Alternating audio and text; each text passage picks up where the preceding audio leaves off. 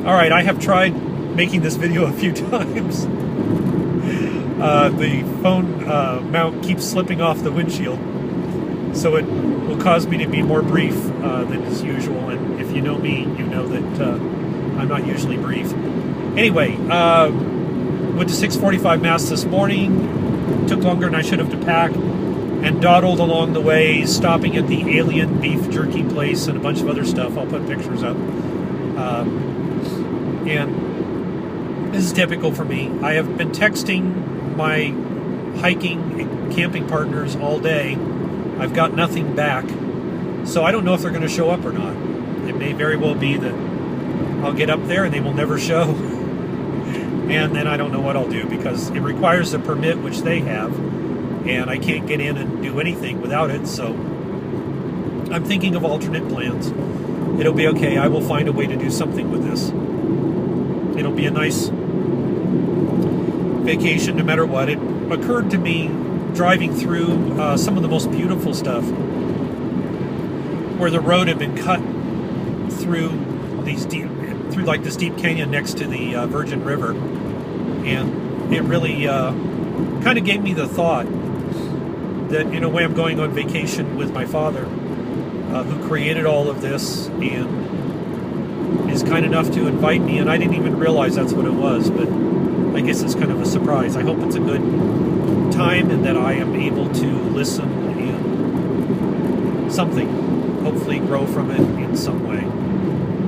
It was funny that when I had this job interview, a couple of people came out to take me to dinner to see if I wanted to work for them, and it actually turned out they decided not to go forward for reasons that are, I'm just grateful that there was some guidance on that. But anyway, it was funny because the general manager that was there said, you know, well, if you're going on this long trip out in the wilderness, maybe we should wait and talk after, because sometimes people have a revelation out there and it changes their whole life. And she said, this could be life-changing. You may not want this job afterward. And I thought that was pretty insightful. I doubt that's going to happen, but we'll see. Anyway, I'm entering the Kaibab National Forest. I see the sign right there. I'm at elevation 6,000 feet. It's pretty much sundown. I don't know if you can tell back there, but the sun's pretty low. The gospel reading this morning was about the woman that went in and washed the feet of Jesus and dried them with her hair, anointed them. And a couple of interesting things. Obviously for me, the idea that the one that's been forgiven much will love much makes a lot of sense for me, because I feel like I should love God better than I do. I certainly have not been what I would have liked to have been. But nevertheless, I certainly have been forgiven much. And of course, the first reading is the one from David, where God says, you know, look, I did all this for you, and then you turn your back on me. You know, what's going on? And you know, now the sword will never depart from your house. And David says, well, I have sinned against the Lord, and he acknowledges it. And the prophet says, you know, the Lord has forgiven your sin.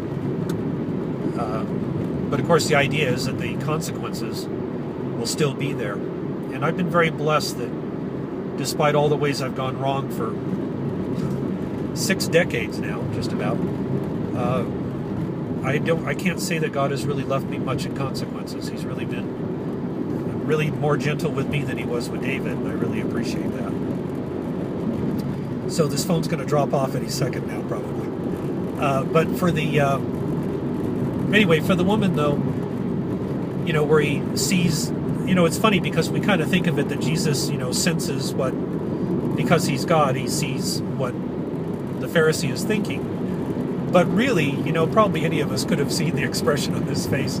I'm sure the Pharisee was very disgusted looking at the woman. And Jesus saw that and told him the story that we all know, you know, about the two that owed, you know, some money, and the one that was forgiven the greater debt is the one that loved the master more.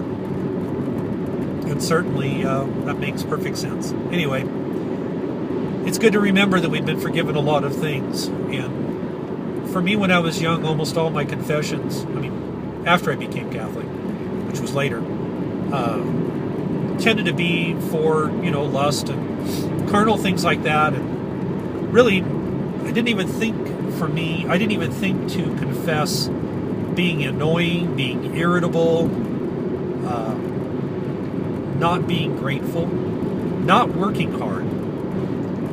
If I had to do over again, I would have confessed that I didn't work hard in school, that I stayed up late at night and watched Johnny Carson and whoever was on after that.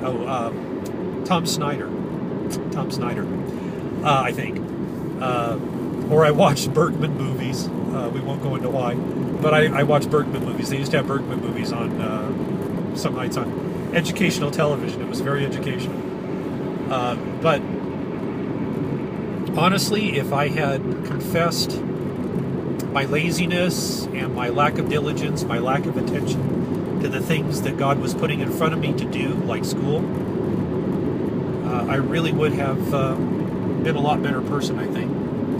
I just passed Lefevre Overlook, where our family went on vacation. We went to the Grand Canyon. We drove by here. We stopped back there, and we took a funny picture, which you can see on Facebook, of Christopher over the edge on a safe place, and pretending like John was pulling him up off from over the cliff. It was a great picture, and very creative. That was a long time ago, and we had quite a few of us up here. I can't remember if it was everybody or if some were here, but it was a lot of us. It might have been all, and it was a lovely time. It's kind of funny because somebody asked me how I learned to parent, without having any good role models, because I didn't.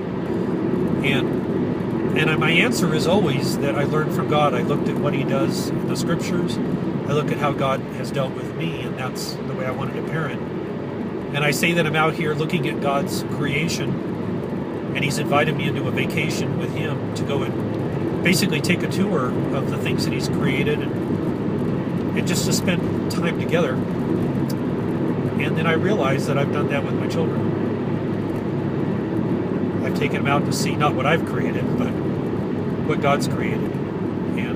And sometimes I've shared with them things that I've built or things I've designed or whatever, or just things that I'm thinking about. And when we think of interesting things or make something, we're participating in the creative action of God. We are truly being the image and likeness of God. He creates big, we create small. But nevertheless, we create, and we are like our Father.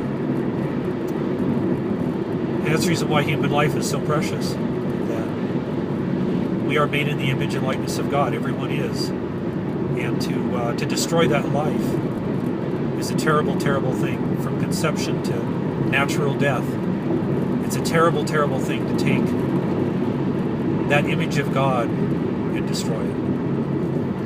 Anyway, sorry to be all heavy. It's beautiful up here. Now I'm up where there's trees. I'm getting higher up. It's probably close to 7,000 feet now. Beautiful valleys, beautiful sunset. I see clouds in the distance. Absolutely amazing. Anyway, I hope your day is good. And thank you, and I hope this gets posted soon. May God bless you.